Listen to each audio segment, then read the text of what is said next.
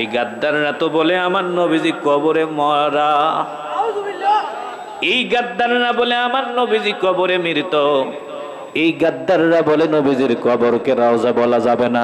শাইতানির রাজিম।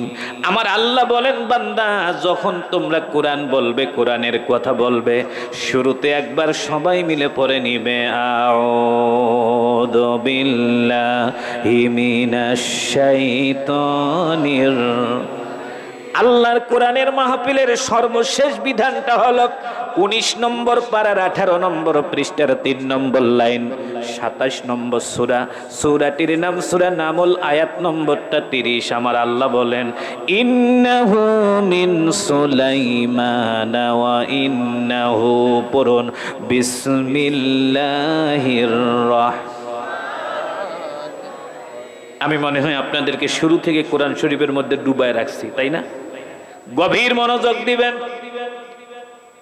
আমি তেলাওয়াত করেছি ইয়া আইয়ুহার রাসূল বাল্লিগ মা উনজিলা ইলাইকা মির রাব্বিক, 6 পারার 18 পৃষ্ঠার 10 নম্বর লাইন, 5 নম্বর সূরা, সূরার নাম মাইদা, আয়াত নম্বর 67। আমার আল্লাহ বলেন ইয়া আইয়ুহার রাসূল, ও আমার প্রাণ প্রিয় রাসূল। মারহাবা কি বলা যাবে না? পবিত্র কোরআনে 25 জন নবীর নাম আছে, এর মধ্যে 17 জন নবীকে আমার আল্লাহ নাম ধরে ডেকেছেন। ইয়া মূসা, ইয়া ঈসা, ইয়া নূহু, ইয়া ইয়াহইয়া, ইয়া যাকারিয়া, ইয়া ইসমাইল, ইয়া ইব্রাহিম। কিন্তু আল্লাহর কোরআনের 114টা সূরা যদি আপনি তন্ন তন্ন করে খুঁজেন, আমার আল্লাহ পাক তার নবীকে একবারও নাম ধরে ডাকেন না ইয়া মুহাম্মদ। একটু জোরে জোরে বলুন না মারহাবা। আমার সমাজে কিছু গাদ্দার আছে যারা নবী সহ্য করতে পারে না, একটু জোরে জোরে বলে না, আছে না নাই? আমি তাদের জন্য বলছি তোরা একটু তাকাও আয়াতটার দিকে। আমার আল্লাহ তার নবীকে একবারও বললেন না ইয়া মুহাম্মদ বাল্লিগ। আল্লাহ তার নবীকে বলে নাই ও মুহাম্মদ। পবিত্র কোরআনুল কারীমে এক জায়গায় মুহাম্মদ, 2-3টা জায়গায় মুহাম্মদটা আছে। তার মধ্যে এক জায়গায় মুহাম্মদ বলতে গিয়ে আল্লাহ নিজে বলেছেন মুহাম্মাদুর রাসূলুল্লাহ।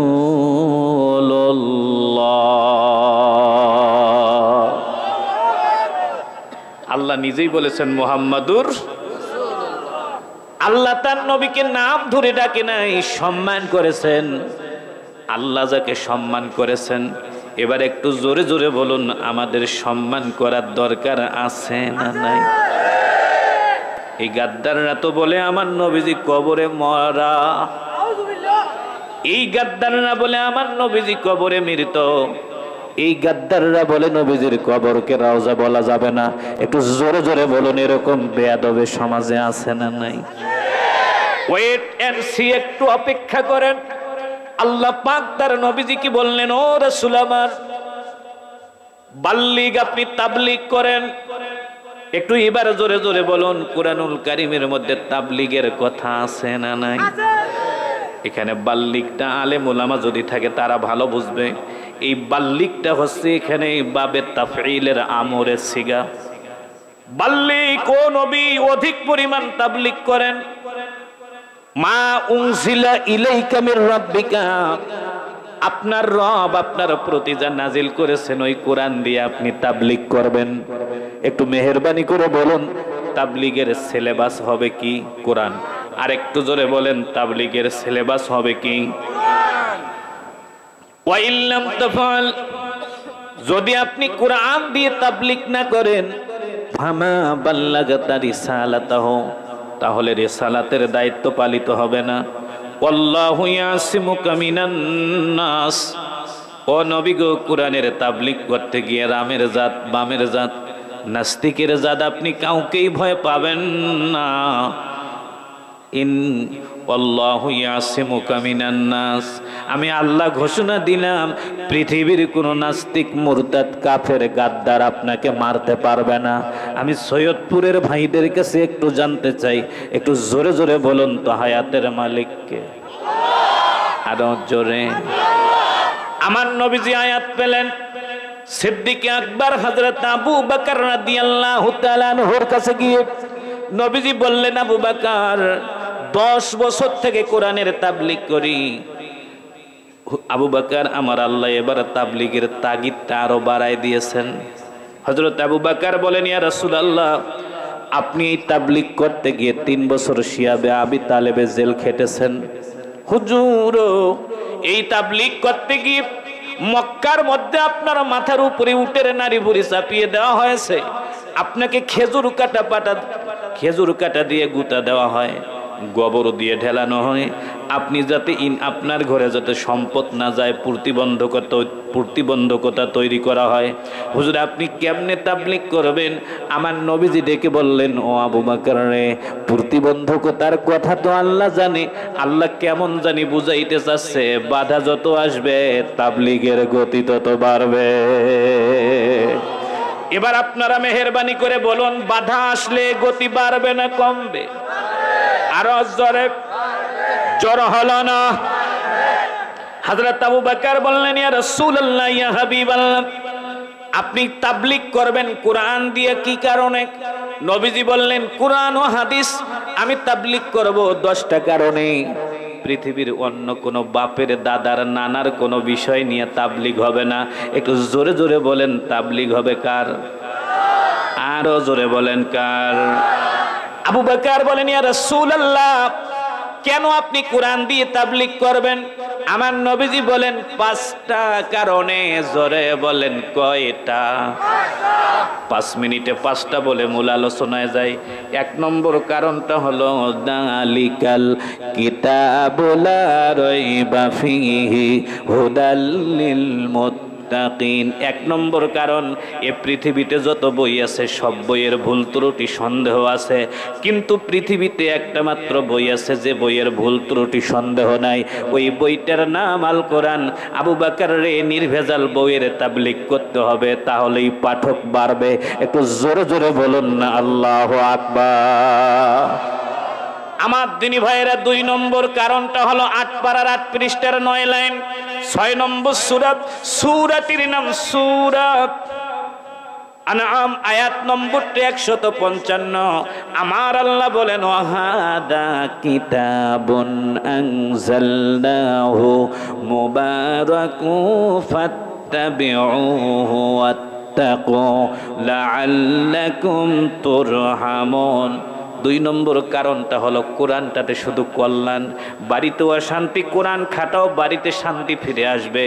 পৃথিবীর কোন জিন্দা মানুষ কোরআন পড়লে অক্ষরে অক্ষরে 10 নেকি। মৃত্যু ব্যক্তির কবরের সামনে কোরআন পড়লে কবর আযাব হালকা করে দেওয়া হয়। সুন্নতে রাসূল আধুনিক বিজ্ঞান নামক বইটার মধ্যে পড়লাম, পৃথিবীর কোন গর্ভবতী মহিলা যদি পেটে বাচ্চা নিয়ে আল্লাহর কোরআন তেলাওয়াত করে, আমার আল্লাহ রব্বুল আলামিন অটোমেটিকলি পেটের বাচ্চাটাকে মেধাবী বানায়া দেয়। এবার একটু মেহেরবানি করে বলুন, কোরআনে কল্যাণ আছে না নাই? আর একটু জোরে বলেন, আছে না নাই? পবিত্র কোরআনুল কারীমের তাবলীগ 3 নম্বর কারণটা এই কারণে করা লাগবে। 25 নম্বর পারার 11 নম্বর পৃষ্ঠার 8 নম্বর লাইন, 43 নম্বর সূরাটির নাম সূরা যুখরুফ, আয়াত নম্বরটা 44। ইন্নাহু লাযিকরুল লাকা ওয়া লিকওমিকা ওয়া সাওফা তুসআলুন। নবী গো, এই কোরআন আপনার জন্য সংবিধান, আপনার উম্মতের জন্য সংবিধান। সংবিধান যদি নাগরিক না জানে, তাহলে দেশ চালাবে কি করে? এই জন্য কোরআনের সংবিধানটা সবার বাড়ি বাড়ি তাবলীগ করা লাগবে। একটু জোরে জোরে বলেন না, মারহাবা। 4 নম্বর কারণটা হলো, ওয়ানুনাজ্জিলু মিনাল কুরআনি মা হুয়া শিফা। ও নবী, কোরআনের তাবলীগ এই জন্য করবেন কারণ এটা ঔষধের বই। দেহে যদি অসুখ হয়, কোরআন প্রয়োগ করো, অসুখ ভালো হয়ে যাবে। বাড়ির মধ্যে অসুখ, কোরআন দিয়ে বাড়ি চালাও, বাড়ির অসুখ দূর হবে। সংসদে মারামারি, কাটাকাটি, দুর্নীতি, জুলুম, অত্যাচার, মারিং, কাটিং সব চলছে, সেখানে কোরআন দাও, সংসদ ভালো হয়ে যাবে। সমাজে তোমার অশান্তি, কোরআন দিয়ে সমাজ চালাও, সমাজের অশান্তি দূর হয়ে যাবে। একটু মেহেরবানি করে বলুন, কোরআনে ঔষধ আছে না নাই? কোরআনের ঔষধ এই জমিনে প্রতিষ্ঠিত হোক, এটা কি আপনারা চান না? আরেকটু জোরে বলেন, চান নাকি চান না? 5 নম্বর কারণটা হলো কোরআন হলো জিক্রের বই। ইন্না নাহনু নাযালনা যিকরা ওয়া ইন্না লাহু লাহাফিজুন। হযরত আবু বকর বলেন, ইয়া রাসূলুল্লাহ, এবার আপনি বলতে পারেন কোথায় কোরআনের তাবলীগ করবেন। আমার নবীজি বললেন, আবু বকর, সিদ্ধান্ত নিয়েছি ইসলামের চরম দুশমন বর্তমান সময়ের ফেরাউন আবু জেহেলের বাড়িতে কোরআনের তাবলীগ করব। আবু বকর বলেন, হুজুর, ও তো আপনাকে মেরে ফেলবে। নবীজি বললেন, 29 পারার প্রথম পৃষ্ঠার 2য় লাইন, 67 নম্বর সূরা, সূরাটির নাম সূরা মুলুক, আয়াত নম্বরটা 2, আল্লাযী খালাকাল মাউতা ওয়াল হায়াতা লিয়াবলুয়াকুম আইয়ুকুম আহসানু আমালা। একটু মেহেরবানি করে বলুন, জীবন এবং মরণের মালিক কে? এতগুলো মানুষ আল্লাহ নামটা নিলে বাজার ভেঙ্গে আসার কথা। একটু কণ্ঠনালীর সবটুকু শক্তি আল্লাহকে উজাড় করে দিয়ে বলুন, হায়াত মৌতের মালিক কে? হযরত আবু বকর বললেন, ইয়া রাসূলুল্লাহ, মারতে না পারলেও বেইজ্জতি করবে। এবার আপনারা বলেন তো, ইজ্জতের মালিক কে?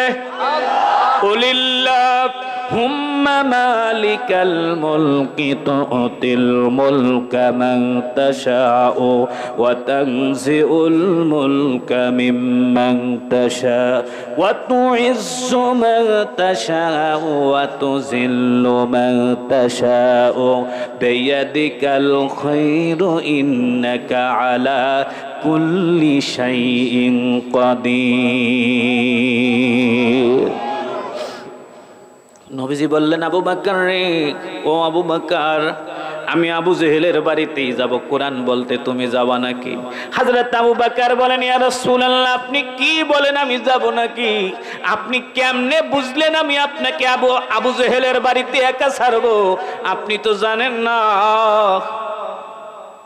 আমি আপনাকে রক্ষা করতে গিয়ে একটা জীবনকে 1000 বার দিতে রাজি আছি। কিন্তু নবী আমার, নবী গো, আমি বেঁচে থাকতে আপনার শরীরে একটা দাগ পড়তে দেব না। আমি আপনার সামনে সামনে যাব। আবু জেহেল যদি সামনে থেকে আক্রমণ করে আমি সামনে ঠেকাবো, পিছন পিছন থাকবো। কেউ যদি পিছনে আসে তাহলে আমি আগে তাকে ঠেকাবো। আমি আবু বকর সিদ্ধান্ত নিয়েছি, আমি যতক্ষণ বেঁচে থাকবো, আমি বেঁচে থাকাতে পৃথিবীতে কেউ আপনার গায়ে হাত দিতে পারবে না। একটু জোরে জোরে বলুন না মারহাবা। আমার নবীজিকে যদি ভালোবাসা না যায়, একটু জোরে বলুন, ইমানদার কি হওয়া যাবে? লা ইউমিনু আহাদুকুম হাত্তা আকুনা আহাব্বা ইলাইহি মিন ওয়ালিদিহি ওয়া ওয়ালাদিহি ওয়ান নাসি আজমাইন। পৃথিবীর সব কিছুর চেয়ে যতক্ষণ পর্যন্ত আমার নবীকে ভালোবাসতে পারবো না, ততক্ষণ পর্যন্ত খাঁটি ইমানদার বলা যাবে না। আমার নবী আবু বকরকে নিলেন, আবু জেহেলের বাড়ির সামনে গিয়ে দাঁড়ালেন, দরজার সামনে দাঁড়ায় আবু জেহেলকে ডাক দিচ্ছে, আবু জেহেল কাকু, দরজাটা খুলে দাও। মারহাবা কোন নবীজির কি ব্যবহার! ও কাকু, দরজা খুলো। আবু জেহেল ভিতর থেকে ডাক দেয়া কয়, তুমি কে ডারে? নবীজি বলেন, কাকু, আমি আব্দুল্লাহর বেটা মুহাম্মদ। মারহাবা। কয়, তুমি এখানে কি জন্য আইছো? বলছে, কাকু, তোমার জন্য হাদিয়া এনেছি। আবু জেহেল তার বউকে ডাক দিয়ে বলেন, মুহাম্মাদের কালেমা জীবনে কোনোদিন পড়ব না। তবে এটা ঠিক, মুহাম্মদ জীবনে মিথ্যা কথাও বলে নাই, পরের জমির আইল ঠেলে নাই, একটা মেয়েকেও ইফটিজিং করে নাই, মুরব্বীদের সাথে বেয়াদবি করে নাই, মিথ্যা কথা বলে নাই, আমানতের খেয়ানত করে নাই। স্ত্রীরে মুহাম্মদ বলল নাকি আমার জন্য হাদিয়া এনেছে। যাও যাও, দরজাটা খুলে দাও। আমি নিশ্চিত মুহাম্মদ খালি হাতে আসে নাই, কিছু না কিছু আনছে। বউ গিয়ে দরজা খুলেছে। আবু জেহেল আমার নবীজি আস্তে করে দরজা দিয়ে বাড়ির ভিতরে ঢুকে গেছে। আবু জেহেল হাতটা বাড়াই দিয়ে বলে, ভাতিজা কি এনেছে? এনেছো, হাতে দাও। নবীজি বললেন, কাকু যা এনেছি তা তো হাতে দেয়া যাবে না। আবু জেহেল কয়, তাহলে পকেটে দাও। নবীজি বললেন, না, পকেটেও দেওয়া যাবে না। আবু জেহেল কয়, তাহলে কি ব্যাগ আনবো? আমার নবীজি বললেন, কাকুরে এটা ব্যাগের জিনিস না। আবু জেহেল কয়, তাহলে কোথায় দিবা? আমার নবীজি বলেন, হুয়াল্লাযী জাআলা লাকুমুস সামআ, আল্লাহর দেওয়া কানের মধ্যে হাদিয়াটা দেব।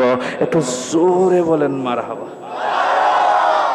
লিল্লাহে তাকবীর, নারায়ে তাকবীর, আল্লাহু আকবার, নারায়ে তাকবীর, আল্লাহু আকবার। বিশ্বনবীর শত্রুরা হুঁশিয়ার সাবধান, হুঁশিয়ার সাবধান, নবীর শত্রুরা নারায়ে তাকবীর, আল্লাহু আকবার। আবু জেহেল বলে, মুহাম্মদ তুমি কি আমাকে সামনে কোরআন পড়বা?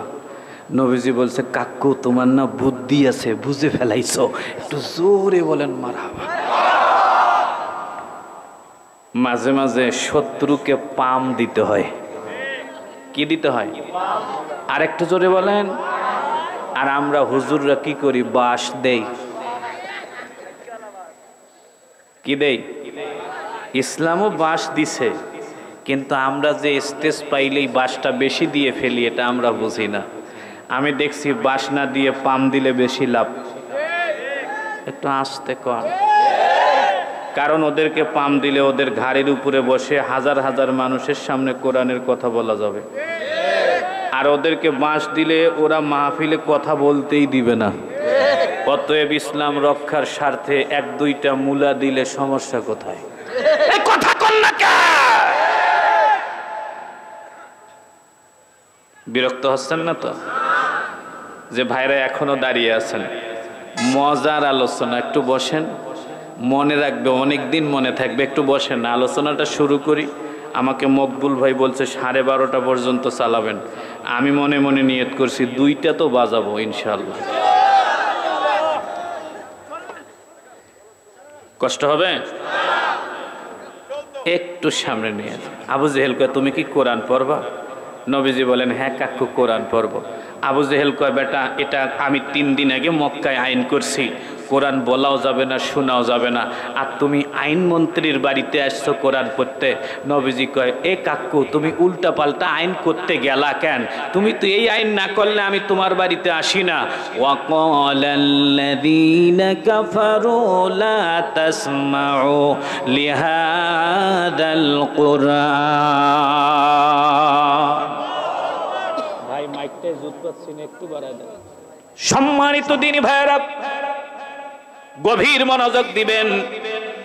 আমার নবীজি বিশ্বনবী মুহাম্মদুর রাসূলুল্লাহ সাল্লাল্লাহু আলাইহি ওয়াসাল্লাম বললেন, কাকু কোরআন বলবো।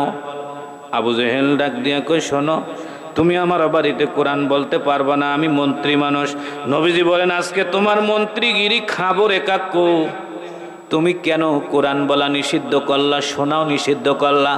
আবু জেহেল বলে, ভাতিজা তুমি যদি না যাও তোমার ঘাড়ে হাত দিয়ে বের করে দেব। নবীজি বলেন, ঘাড়ে হাত দিয়ে দেখো, কোরআন ওয়ালারা এত দুর্বল না যে ঠেলা দিলেই চলে যাবে, কারণ কোরআন ওয়ালাদের পা জমিনের শেষ সীমানা পর্যন্ত আমার আল্লাহ মজবুত করে নিয়েছে। ঠেলা দিলেই কি কোরআন ওয়ালারা চলে যায়? একটু জোরে বলেন, যায়। সেই কাল থেকে ঠেলতেছে, এই বুঝি যায়, এই বুঝি যায়, দিন যত যায় আরো চাঙ্গা হয়।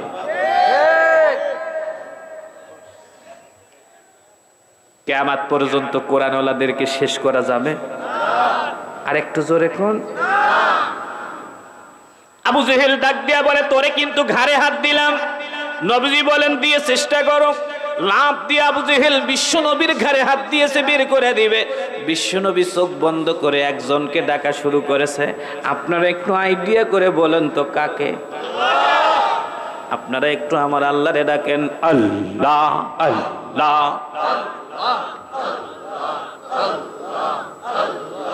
আল্লাহ আল্লাহ আল্লাহ আল্লাহ ডাকে যারা, আল্লাহ আল্লাহ আল্লাহ ডাকে যারা, আল্লাহ তে পায় মজা তারা, আল্লাহ তাদের মাফ করে দেয়, কেউ পারে না ঠেকাতে।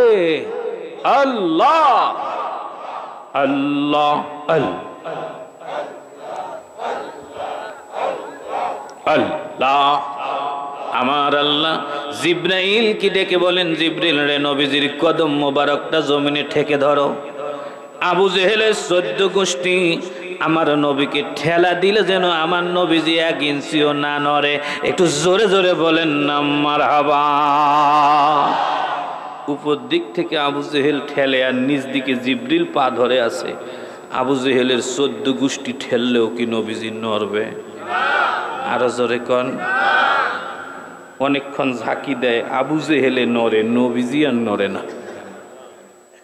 ডাক দিয়া বলে, ভাতিজা মুহাম্মদ নড়ো না কেন? নবীজি ডেকে বলেন, কাকু কোরআন নিয়ে এসে কি আর নড়াচড়া করা যায়? শক্ত নিয়তে এসেছে, জমিনে কোরআনের রাজ কায়েম করব, তারপর তোমার বাড়ির থেকে যাব। তুমি কি ভেবেছো একটু ধাক্কা দিবে আর আমার কাজ বন্ধ হবে? কিয়ামত পর্যন্ত বন্ধ হবে না, পারলে ঠেকাও। আবু জেহেল ঠেলে, নবীজি নড়ে না। আবু জেহেল ডেকে বলে, ভাতিজা সূরা আনছো কয়টা? নবীজি বলেন 2টা। আবু জেহেল কয়, 1টা পড়ো। পাশ থেকে আবু বকর কয়, তুমি নাকি পড়তে দিবা না? নবীজি মুস্কি মুস্কি হাসে আর বলে, ঠেলার নাম। আর একটু জোরে কোন, ঠেলার নাম। আর একটু জোরে বলেন, ঠেলার নাম। কেউ এমনি এমনি রাস্তা দেয় না, ঠেকায় নিতে হয়। একটু জোরে বলেন না কেন? শাহজালাল ইয়ামিনীকে আপনাদের সিলেটে কি গৌর গোবিন্দ এমনি এমনি জায়গা দিছে? জায়গা করে নিতে হয়েছে। আমার দিনী ভাইয়েরা, বিশ্বনবী বললেন, কাকু 2টা সূরা আনছি, 1টা পড়তেছি। আবু জেহেল কয়, পড়ো। আমার নবীজি পড়া শুরু করলেন, বিশ্বনবীর জবান থেকে সূরাটা পড়া হচ্ছে। দেখুন, সৈয়দপুরে সূরাটা যদি থাকে তাহলে ওয়াজটাও মোটামুটি ঠিক আছে। একটু মেহেরবানি করে যারা পারবেন একটু আমার সাথে সূরাটা পড়া শুরু করেন। আলাম তারা কাইফা ফাআলা রাব্বুকা বিআসহাবিল ফিল আলাম ইয়াজআল কাইদাহুম ফি তাদলিল ওয়া আরসালা আলাইহিম তায়রান আবাবিল তারমিহিম বিহিজারাতিম মিন সিজ্জিল ফাজআলাহুম কাসফিম। বড় বড় চোখ করে আবু জেহেল নবীজির দিকে তাকিয়ে আছে। ডাক দিয়ে বলে, ভাতিজা মুহাম্মদ, বিষয়টা আমি বুঝলাম না, তুমি একটু সত্যি করে বলো তো, এই ঘটনার কেসাটা তুমি কেমনে জানলা? এই ঘটনার মধ্যে আসছে আব্রাহা কাবা ধ্বংস করতে এসেছিল হাতি নিয়ে। ছোট্ট ছোট্ট আবাবিল পাখি এসে আব্রাহা এবং হাতিকে দুনিয়ার জমিন থেকে বিদায় করে কাবা রক্ষা করেছিল। ভাতিজা মুহাম্মদ, মুরব্বীদের কাছে ঘটনাটা শুনেছিলাম, যখন ঘটেছিল তোমার তো তখন জন্মই হয় নাই, পৃথিবীর কোনো স্কুল